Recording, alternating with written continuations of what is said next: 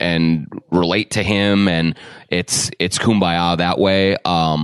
And there is something to that. The question has always been, when he is 33 years old and doesn't have a lot of big time experience behind him, where does he get the authority in just his daily representation to discipline guys?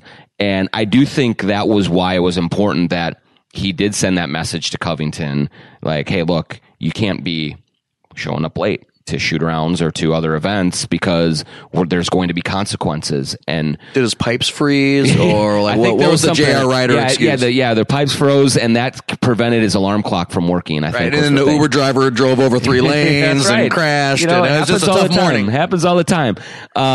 So yeah, like in those situations, if he is sort of tested, he has to respond with authority, and he did that. And so that was good for him.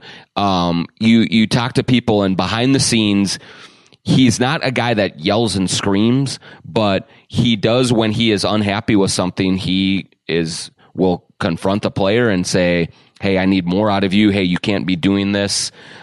He's had several heart-to-heart conversations with a couple players on the team over the last couple of weeks during the streak, telling them, look, we need more from you. You got to start rising to the occasion. And so he is challenging guys. I think that's true. The question becomes, can you challenge Treveon Graham to play better, or is this all he's capable of doing? I think that there is some roster limitations that handcuff him a little bit, especially right now with Towns out. I mean, last night against the Pelicans, basically they devoted all of their resources to making it tough on Wiggins, and he went 9 of 23, and they knew there was no one else on the floor that was going to hit an open shot. If only we had Tyus. Yeah, right. Yeah, right. Exactly. So when you have that, I don't know that it comes down to coaching in that respect. Like, these guys are getting open shots and just airballing them. And so, I think there is some unrest. I think some fans are starting to turn on Ryan. And for me, it's like, you need a larger sample size before you make a decision, because earlier in the season he was a boy wonder, and he's taken this team to the playoffs, and boy, what a breath of fresh air.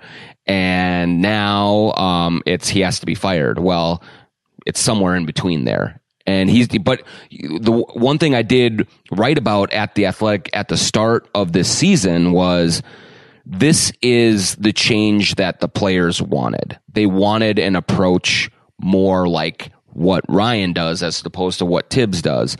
So it is on them to validate that in some respects. You got to play hard. You have to try to execute the game plan as best you can, or else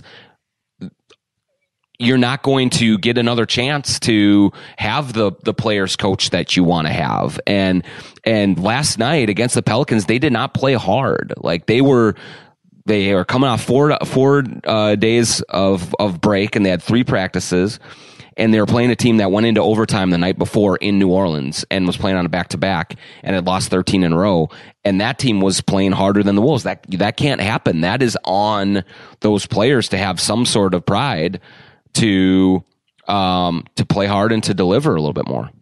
Communication is always easier when things are going well. Yeah. And yes, it's fun to pat people on the back, and just as running a business, when you have to have those tough conversations, that's where it gets real. And what you do hope is that, the history, the summer love fest that was going on. Mm-hmm. I mean, this is kind of where it's tested. And I just know when I'm trying to run my business, and every once in a while you got to have a chat with a paralegal, secretary, lawyer, and it's like, hey, you hope that they look at the overall conversation through the years and kind of, what you're about, even when you're delivering bad news. Yeah, I think that's the big key. And the other part of it too is, even in the middle of big winning streaks or big losing streaks, having the perspective is important, because coming into this season, everyone thought, hey, this may be a 35-win team. maybe, they're not going to be anywhere close to the playoffs. This is a roster that needs a lot of work. And so we kind of got to buckle up here. In some ways, that quick start, I think, is almost working against them a little bit, because if they had started the season with an 8-game losing streak and then went 7-4, 10-8, and you saw the linear progress that way, then that changes the perception of how things are going and how they're feeling. Now it feels like they've taken a step back, when really what I think it is this is what this team is. They're not very good. And so they need more talent. And so they are on a path to 33 to 36 wins, which is kind of where we thought they were going to be in the first place. And if you think about that, we are who we are with 2 max players. Yeah. And a lottery pick that, your shot looks better than his. Yeah, no question. And he's a hard worker, and it's like, okay, but like you said, he has the yips. You look at the free throw, it's like, holy mackerel. That, like, being in the gym another 10 hours is not going to fix that. I don't know what's going on, and that is very concerning. Now, I know he got really embarrassed in the Clippers game. Mm-hmm. That was that was a bad one, brutal. Yeah, and you're kind of following on Twitter, and you're like, man, he might get cut. Some of these people are going so crazy, and obviously going against Kawhi and Paul George. That's anyone can look bad, but that was concerning. But on a day in and day out, I think it's a legitimate question. Like, man, in 3 years, can you fix that? But we've talked about that. My other question, you talked a little bit about Garland, and then also I was just curious about Kobe White. Because I remember being in my basement with my buddy, and we're like, point guard. I think you and I were texting, whatever, and then they pick Culver, and I'm like, well, I won't say what I said, but I was like, what? Specifically, it seems like we do need a point guard for the future. Jeff Teague is what he is. I don't think he's the future. I don't know about Point Wiggins for the remainder of his career. So do you have any thoughts on just Garland and White, and kind of, because they've been kind of a shit show, quite frankly. Yeah. So, like, what's going on with those guys? Yeah, I think it's like all of the entire class has been pretty bad. And White, here's the one thing that I would say about White so far that I think distinguishes him over Garland and Culver at this point. Is White playing over Chris Dunn? Because I know Dunn is starting and White's coming off the bench. Okay. So, but one thing about White, at least, there have been several games this season where he's flashed up and it's been 28 points. It's been, the shot looks great. He makes some plays and he grabs your attention. And so those are the things that you cling to in a rookie season, because it's a lot to ask a 19-year-old kid to come in and be great right away, especially when you're playing point guard. In fairness to Darius Garland, in fairness to Kobe, even in fairness to Culver, a lot is being asked of them. It's going to take them a while to adjust sometimes if they are not, Chris Paul, if they're not the elite Hall of Fame caliber players who just come in right away and pick it up.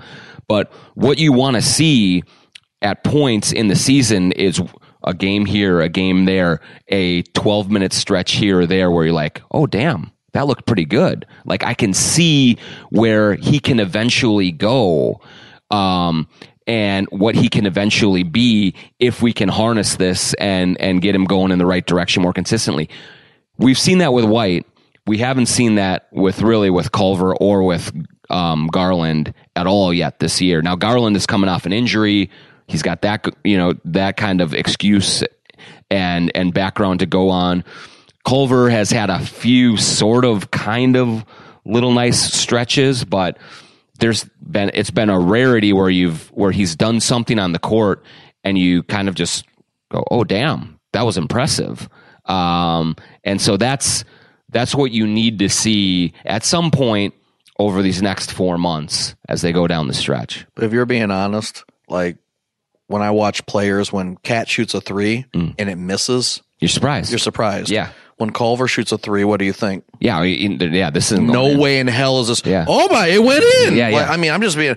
Yeah. And again, rookie. I know we have a long career ahead, but it's just like right now there are just certain players. I mean, it was like back with Chris Dunn. I mean, when he would shoot, you would hear the crowd go, "Oh, yeah. No." Anyway, so John's giving me the wrap it up. He thinks I'm getting paid by the hour here or something. So, but I do have a just kind of final question, which is, are we all watching North Carolina for our point guard of the Cole future? Anthony? Well, he just got hurt. I know he just got hurt, but he'll fit right in, right? Yeah. But I mean, before he got hurt, I'm already thinking about the draft, and I'm like, man, we need a point guard, and he looks like the real deal. For sure. He looks awesome. Greg Anthony's son, and he's so versatile. He can score. He can make plays. There's nothing that I don't like about Cole Anthony. And so, I mean, sign me up for that kid. Now, here's going to be the interesting thing going forward. I think that this upcoming draft is the last time that they can take a point guard and be like, okay, we're going to give you a year or two to get into this thing, and then we're going to be up and rolling. If they don't go that direction with this draft, they got to go find a D'Angelo Russell, a veteran type of a player, because they are going to be on a timeline. With a cat timeline to get moving and get up and get relevant. And so, this kind of, if you wait 2 years and then you're bringing in a 19-year-old high school point guard, and it's going to take growing pains to play the toughest position in the league, I don't know that you have time to wait for that. And that's why I was so surprised when they didn't take Colby White. Yeah, I mean, well, here, like, I'm not saying he's the answer, right. but like thinking about that, where you got to get it started so they can marinate. Yeah. No, I mean, yeah. And you and I were texting. I loved Colby White, and I thought he was a good fit. They, in their evaluation, really thought that there was a big drop off between Culver, who was their fifth highest rated player. They picked 6. They didn't have DeAndre Hunter in the top 5, but and then the next batch of players, that's their evaluation. Maybe they'll be validated on that going over the long haul. Maybe he will blossom and turn into this two-way defensive demon, combo guard, playmaker that really does. It's possible. It's still so early in this kid's career, but right now, it looks like there's not a lot to grab onto to say, I have faith that he's going to turn out the right way. And I know we don't have any more time, but something you guys should talk about in the future is, now that we know the Hawks, Dallas, what the final pieces are. So you got Luka, which I think he looks okay. He looks, if you're into that kind of thing, I mean it's kind of an acquired taste. Yeah, I mean, but he seems like he might be in the league. And Trey is an amazing shooter. Maybe he's Curry part 2. I don't know. But if you think about now the rest of that trade, they ended up getting the kid from Duke, Reddish, who is a disaster. Terrible. He was terrible in college, and I hate Duke, because they beat Michigan. But right. So I don't know much, but I was like, man, that guy just does not look good. And I was right about one thing. Yeah. but that trade is, anyway, it's conversation for another day. Yeah. But have a great holiday, both of you. And thanks for visiting fabulous Bloomington, Minnesota. Thanks for having us. And I would just say to everyone out there right now who is a little afraid, don't let this ruin your Christmas. Don't let this ruin your New Year's. It can change. There is still time. They're in a bad stretch. They can make a move or two. They can just start playing better like they did earlier in the season. All is not lost, but just try and calm down a little bit. Thanks to Steve Terry and TSR Injury Law. Thanks to Jon Krawczynski for doing such a great show. Thank you to everyone who has listened to the podcast and the network over the years. I think we're going to have a really big 2020, and we'll tell you more about that as we get rolling. Please subscribe to Talk North or just go to talknorth.com and find the shows. Thanks to our producer, Brandon Morton. Happy holidays, and a sincere thank you once again.